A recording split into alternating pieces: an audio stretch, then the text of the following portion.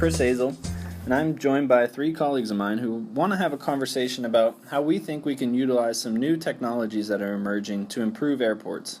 The evolution of the passenger experience has been trending in the wrong direction for decades now, and we're convinced that the type of connectivity that we're going to introduce today can really bend that trajectory. After all, our perceptions of these modern experiences really ought to be more like what you're seeing here, and less like this. Today, travelers are entering your airports in record numbers, and it's really no secret that most modern facilities are falling short in their accommodations, particularly here in the U.S. Our own vice president has famously been quoted comparing LaGuardia to a third world airport. Now, the manifestation of this networking platform is showing itself today in the form of handheld devices. However, despite exponentially increasing use of handhelds in today's society, travelers still maintain that they lack confidence in using them to assist their traveling experience. And it's this confidence and ownership of the experience that we ought to give back to customers in our airports. So with this goal in mind, it's important to set aside the handheld device, because that will evolve and pass us by, and to really try to gain an understanding of the network we want to build that connects buildings to their occupants. So through our group's research, we've identified 4 key components that we think are critical to achieving this improved passenger experience. And as this concept has developed, it's actually become clear that the 4 are very much intertwined and build on each other. So the first of these components is going to be wayfinding. All of us here agree that this is the root of the problem confronting passengers and what kicks this into motion. The New York City subway system provides us a great case study for how signage can transform our perception of an entire transportation system. If we take a look at this case study, on the left we have the New York City signage from pre-1966, and on the right shows the improved metrographic standards created later that year. The original signage was merely a grouping of words and disorganized thoughts that result in a halt in activity. When approaching the signage, most passengers would become lost and really confused about their next step. For example, the word avenue here is literally spelled 3 different ways in one paragraph. There's no set of rules that they're abiding by. The improved signage uses a system of color, graphics, and order to create a comprehensible hierarchy of wayfinding. Yeah, I can imagine a passenger coming to the top of these stairs and not even breaking stride because of how simplified this signage reads. A similar problem has become very apparent in airports over the past few years, and we believe that the solution is just as simple. A typical FIDS display currently uses a complete record of airport activities and asks the passenger to filter through the information as a method of wayfinding. While current indoor positioning software begins to touch on the relevant points of travel, it still has its moments of confusion and hesitation. By using a combination of uniform graphic standards with indoor positioning systems, the passenger's experience becomes simplified and, more importantly, globally intuitive. This augmented reality display uses a combination of useful information with the integration of wayfinding technology. Okay, so we've improved wayfinding by getting the right information to the passengers. Let's look at how we can build on that by improving how the passenger informs the airport. Technology has allowed people to connect more than ever, and people are taking advantage of it. Airports have integrated Wi-Fi and other technologies throughout their facilities to allow passengers to connect.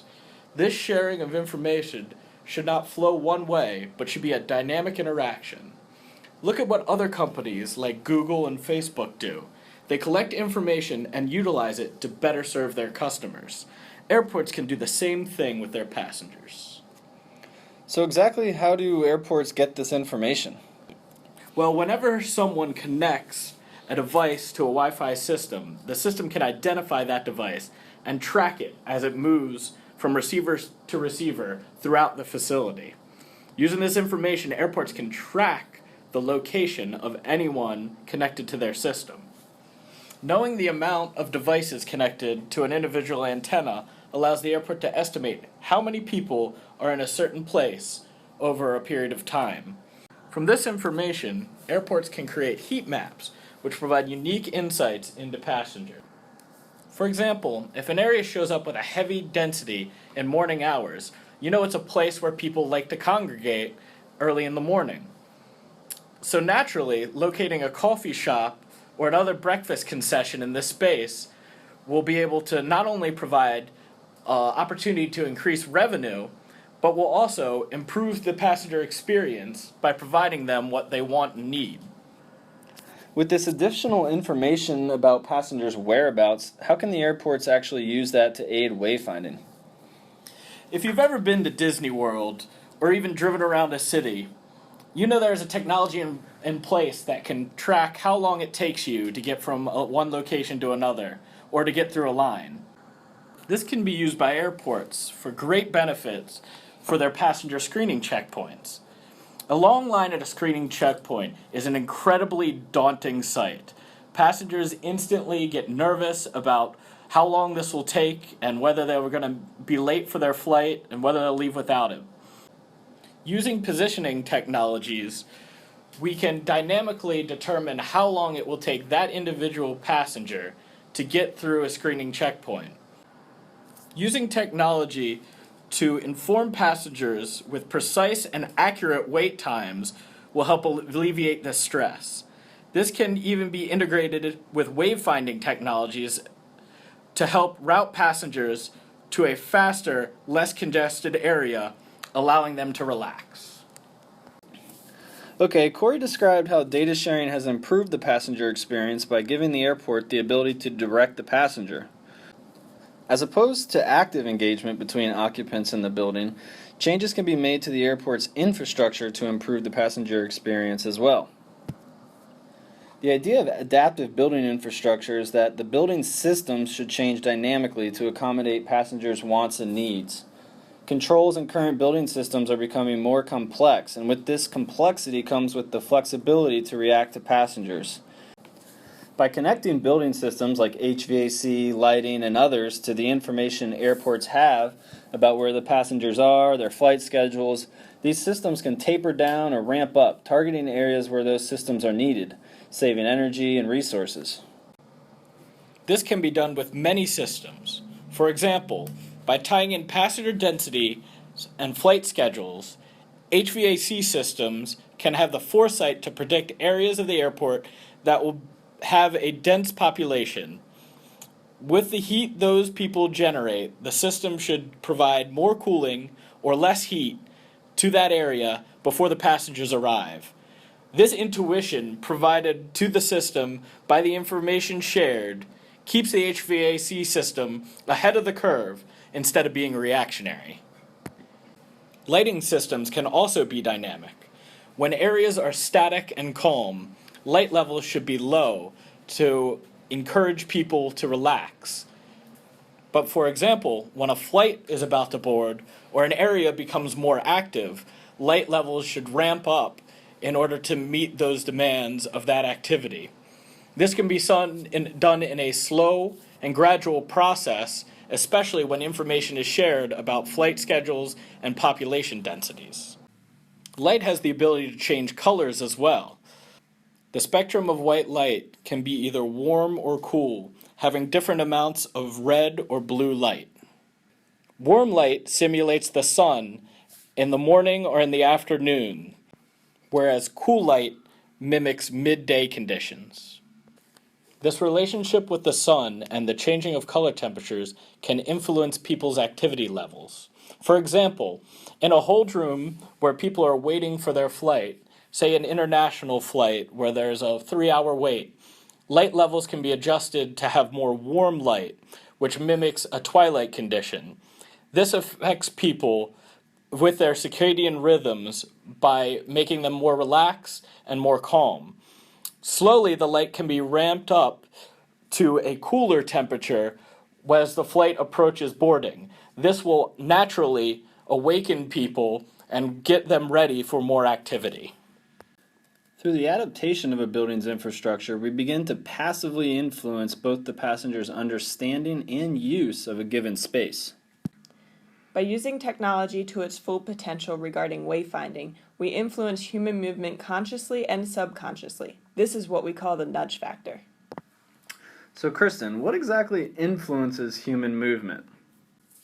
Well, Chris, as we have discussed, signage, color, and natural and artificial light have an impact on perception. Less obvious influences involve spatial cognizance of expansion and compression, and dynamic features where movement of televisions, baggage claims, or FIDS displays act on the subconscious mind. Finally, the presence of others has the most impact of all. Interior and exterior features of the building can influence the direction in which the general population will move. Here we see changes in the facade adapting to the arrival of passengers, guiding them to the more open areas inside the airport. Dynamic building features can capture one's attention and draw them towards a location. If surroundings can capture the attention of the first person entering the area, the tendency of the subsequent people is to follow the path of the person before them, whether they realize it or not. The dynamic movement of light on the stairs naturally draws people towards a path, which in turn encourages others to follow. This concept of intuitively guiding people by the movement of others is only growing in importance. Passengers of tomorrow will not only be younger, but they'll be older. There will be more families traveling. They will speak different languages. They will possess a greater range of abilities and challenges to accommodate. As a result, it's imperative that airports continue to seek out methods to inform and empower their customers. We can't predict how networking technologies are going to evolve in the coming decades, but what we've offered here is a template that can be utilized to guide airport designers, operators, and employees on how to improve the methods by which they inform and influence their passengers. In doing so, airports can adapt to serve its customers in an ever-changing environment. Just a song before I go, to whom it may concern. Traveling twice the speed of sound, it's easy to get burned. When the shows were over, we had to get back home. And when we opened up the door, I had to be alone. She helped me with my suitcase. She stands before